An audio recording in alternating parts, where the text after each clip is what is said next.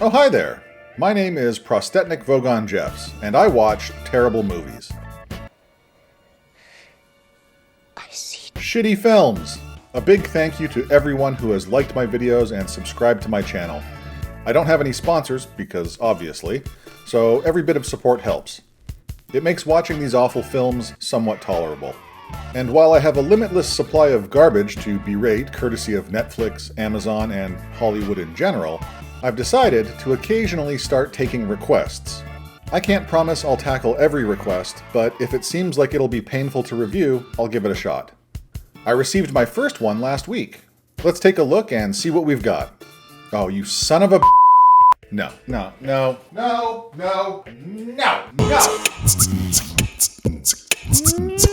Spoilers, these movies suck, and I'm gonna spoil everything. I had planned to do a legit double feature review of Rebel Moon Parts 1 and 2. I'm gonna give you one chance to just turn and walk away. I had even written a script after reviewing Part 1 with every intention of recording 2 separate videos to cover this Netflixian train wreck. And then I started watching Part 2. Look at me! Now, I'm no stranger to recaps. I think a rough summary of a previous entry in a series is entirely justifiable and in some cases necessary. But we get something a little more revealing than that at the beginning of The Scargiver. We get Anthony Hopkins as his character, Jimmy the Robot, aka Anthony Hopkins, giving us a short and succinct retelling of the first movie. What's wrong with that, you ask? Well, I'm listening. What's wrong with it is it goes to show, in less than 1 minute and 20 seconds, how absolutely hollow and pointless the first movie was. And to prove my point, I'm going to reenact this short speech with some visuals so you can see how much substance was actually there. Here we go. On the far edges of the Mother World's reach, circling the gas giant Mara, was the small moon of Veld. There, a village of humble farmers lived a simple life, born of the earth, until the shadow of a warship fell upon their fields.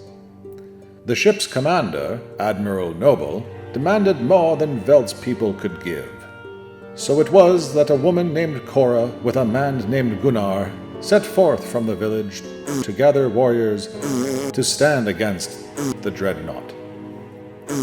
On New Wodi, they were joined by the mighty Tarak. In the mines of Dagus, the fierce Nemesis. In the Colosseum of Pollux, the wayward General Titus. And on the planet Charon, Darian Bloodaxe with his Lieutenant Milius. In an ambush on the floating docks of Gondoval, Cora triumphed over Admiral Noble, leaving his shattered body on the rocky coastline. The victorious warriors returned to Veld to collect their pay, the threat of a dreadnought extinguished. Or so they believed. Now, you might be wondering how much I've left out. You're saying, that couldn't possibly be everything that happens in the first movie. Granted, I've left out all the extraneous details and the gratuitous slow-motion fight scenes, which are nothing to write home about. But no, that's pretty much it. That's Rebel Moon Part 1 in its entirety. Oh, I can't even. You know what? Let's just get into it.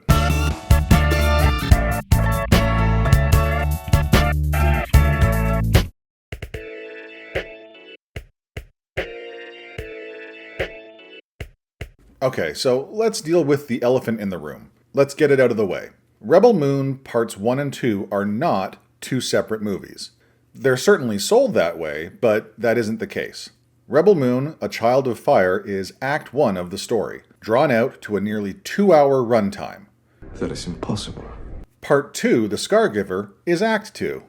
And Act 3, well, that's whatever the hell Zack Snyder has planned for Part 3 and beyond.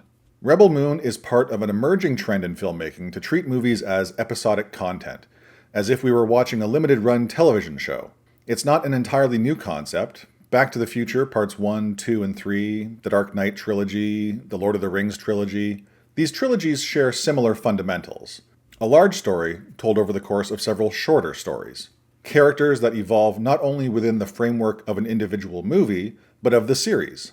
recurring themes that build from film to film, but more important than anything else, each movie in the series contains the building blocks of a complete story, beginning, middle, and end. Rebel Moon, like the 2023 release of Spider-Man Across the Spider-Verse, forgoes this structure entirely. Instead of giving us a series of movies, each with a satisfying 3-act structure and story resolution, we're now getting 4 to 6 hour movies, split into digestible 2-hour chunks. It's the equivalent of watching a 6-episode TV show in 2-episode blocks, released years apart, and having a marketing firm try to convince us that each block is a complete story. It's not. Open your eyes! In Rebel Moon, A Child of Fire, we are introduced to our heroes. The entire movie is a fetch quest to acquire characters like Pokemon. Does it have to be more than that? Korra and Gunnar, under threat from Atticus Noble and the King's Gaze, set off to find warriors to defend the farming village on Velt. The majority of the movie is devoted to this. Our protagonists travel from planet to planet and, without much difficulty, recruit Tarak, Nemesis, General Titus, and others. There's no major conflict, no setbacks, no struggle, until the very end of the movie when our heroes are betrayed and ambushed. They defeat Atticus, but only temporarily, and the main conflict of the story remains unresolved. I did kill him. His body was smashed on the rocks. He is dead. Even the backstory we're fed isn't resolved. We learn about Korra's previous life and her connection to the Mother World and Princess Issa, but nothing else. That's where Part 2, The Scargiver, comes in. Part 2 is the resolution of the story initiated in Part 1. It even starts with a previously on Rebel Moon style summary at the beginning of the movie.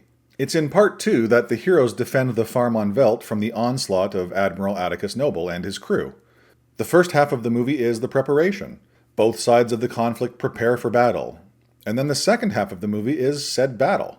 It's also in Part 2 where we learn that Korra is responsible for the assassination of Princess Issa, who, incidentally, we find out during the movie's cliffhanger, is actually very much alive and in need of our hero's assistance.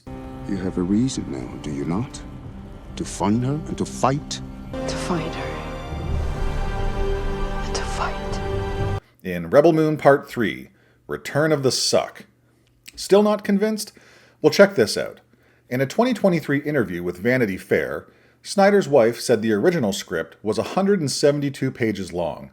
It was in Zack form. Rebel Moon was shaping up to be about 3 hours long. Netflix was concerned, and Chairman Scott Stuber, told Zack that anything longer than 2 hours won't perform as well on the platform. Zack apparently replied with, "If you ask me to make this less than 2 hours, I'm going to lose all the character. You won't care about these people." His solution? What if I give you 2 movies? You would be wise to ignore him. It was supposed to be one long movie, but he hacked it up for the Netflix audience. I'm really trying here, guys. I want to like something about these movies, but it's no easy task. Some of the actors are okay, I guess. Anthony Hopkins is decent as Jimmy the Robot, despite his insulting amount of screen time. Jenna Malone was a bit of a shock. I did not expect to see her popping up as that Spider-Woman Harmata. It's poisoned my body. I was pretty pumped because it was a cool character design, and then I remembered The Stalk from Saga, which was a much better Spider-Woman design. And Ed Skrein... I gotta start looking up these people's names. Ed Skrein? Ed is fun to watch. The Dumb and Dumber haircut is distracting as all hell, but Ed does an okay job as a budget Galactic Empire Nazi, I suppose. The special effects weren't consistently terrible, like a lot of movies these days, so that's something. But then again, they weren't consistently great either. Honestly, I think the best part about these movies is that after I'm done with this video, I'll never have to watch them again. I'm out. I'm free. Suck it, Snyder. You're gonna be begging me for more. You and Netflix can cram Rebel Moon Part 3 up your fucking ass. I swear to God, I am done. If you're a fan of slow motion, these movies are going to make you so hard. And I don't mean to shit all over the use of slow motion. In the right context, at the right time, slow motion can accentuate a tense moment. It can draw your attention like an occasional italicized word in dense prose. This is not that. Rebel Moon is like reading a novel where every other page is printed in italics. Snyder cranks the slow-mo dial up well past 11 and says, fuck it. Make it slower. He even slows down parts of fight scenes that clearly do not need to be slowed down. It's so obvious that it was done to pad the runtime of this garbage. If this had been competently edited, we would be looking at a 2-hour movie, tops, for both films. It would be one single 2-hour movie. It would still suck, but only half as much, temporally speaking. And do you enjoy character development and logical progressions in relationships? Then fuck off out of here, because there's none of that in these movies. The love triangle between Korra, Den, and Gunnar? No time to dwell on that. The romantic relationship between Korra and Gunnar? Here, take this awkward man kiss. The relationship between Water Girl Sam and Imperium defector Eris? The reason Eris defected? The backstory / origin for why every character agreed to be a part of the rebellion and defense of the farm? Here, take this roundtable discussion where we reveal that everyone's backstory is more or less the same. We'll get them to cry so that it feels important to the story? Surprise! It's not. I thought the entire point of splitting this story in two was to focus on the characters. We were going to lose all of that if Snyder had to cut it down to 2 hours, right? What a fucking joke! And lastly, I couldn't make this video without mentioning the incredibly obvious. Rebel Moon is Star Wars fan fiction for idiots. There's the obvious stuff like direct character doppelgangers. Korra is the haunted girl boss version of Luke. Kai is the more opportunistic Lando-ish version of Han. Admiral Atticus Noble is Anakin Skywalker / Darth Vader. General Belisarius is Emperor Palpatine. Jimmy is C-3PO, R2-D2, and Chewbacca rolled into one generic android. The King's Gaze is the Death Star, and so on. And they even have laser blasters and lightsabers. And Devra Bloodaxe's Johnny-come-lately defense of the Velt Farm is straight out of any Star Wars movie. Target those dropships! Yes, Commander, on you. They aren't even trying to hide it. Snyder claims he pitched this to Lucasfilm, as it was inspired by Akira Kurosawa, Star Wars, and Heavy Metal magazine. What he doesn't say is that he basically just ripped off A New Hope. Maybe that's why they didn't buy it. Here's a brief synopsis of A New Hope with a few minor alterations. Rebel Moon, a child of fire, follows the journey of Korra, a farmer who becomes embroiled in a rebellion's struggle against the oppressive Imperium. After saving a young woman with the help of the droid Jimmy, Korra joins forces with a roguish pilot, Kai, the brave nobleman Tarek, Nemesis the warrior, and wayward General Titus. Together they embark on a daring mission to rescue the farm on Velt from the clutches of the sinister Atticus Noble and destroy the Imperium's ultimate weapon, the King's Gaze, a spaceship capable of annihilating entire planets. Their heroic efforts culminate in a climactic battle that ignites hope for freedom and justice in the galaxy. See? It's Star Wars, but shit. With all the diversity in this movie, and with a universe teeming with alien life, how is it that there are no weird alien creatures as part of the team? We get a sort of cyborg in Nemesis, but I don't think that really counts because she just cut off her forearms. And we kind of get Jimmy at the end of part 2. But no Chewbacca, no Groot. There was clearly a budget for practical effects. I mean, the saloon in part 1 had a decent rogues gallery. How did none of these cool-looking creatures make Korra's final cut? And why is Korra called the Scar Giver? Stop. The only time it's referenced is when Atticus Noble blames her for one of his scars. From the Scargiver herself. I mean, let's ignore all the scars from the first movie and the weird tentacle fetish he seems to have.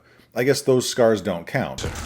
Hey. We're only concerned with this one scar that he still has after being reanimated. And it will stand as a symbol that it is I who brought to justice the Scargiver. Did I miss a part of these movies where Korra is established as someone who doles out scars left, right, and center? Oh. And how are you going to introduce a character whose entire shtick is being able to talk to and tame wild animals and not have that be a part of the major conflict? How did we get an hour-long battle on Velt without Tarek showing up on the back of a griffin or some other crazy beast? It's like introducing us to Wolverine and never showing us his claws. It's like teaching Neo Kung Fu and never letting him do any hand-to-hand combat. What kind of sick joke is this? Why does Nemesis insist on ruining her blades by scraping them along the ground? What purpose does this serve? It doesn't even look cool. And why do all of her action scenes seem like they are happening in slow motion, even when they are not happening in slow motion?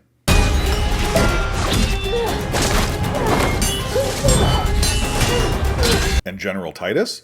What is it exactly that makes him a great general? Was it the part where he gets all of his soldiers killed? Or was it the part where he didn't anticipate a second wave of Imperium forces during the farm battle? He's supposed to be good at his job, no? And last but not least, how does interplanetary travel work in these movies? In the very first shot of the first movie, we see the King's Gaze using a wormhole to travel a large distance, and Cora and her crew travel from planet to planet in what seems like a negligible amount of time. But when the King's Gaze needs to return to Velt, it's going to take 5 days? I don't know. I'm confused.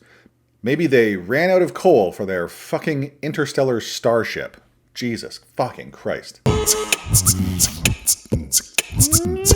This two-part movie sucks. I hate both of them separately, but I hate them even more as a package. I hate them so much, it makes me question whether or not I ever really enjoyed any Zack Snyder movie. This is the Zack Snyder you get when you demand the release of the Snyder Cut. That's all we're gonna get now. Rebel Moon is the Starfield of Netflix space operas. Fuck Zack Snyder, fuck Netflix, and fuck this shitty Star Wars ripoff.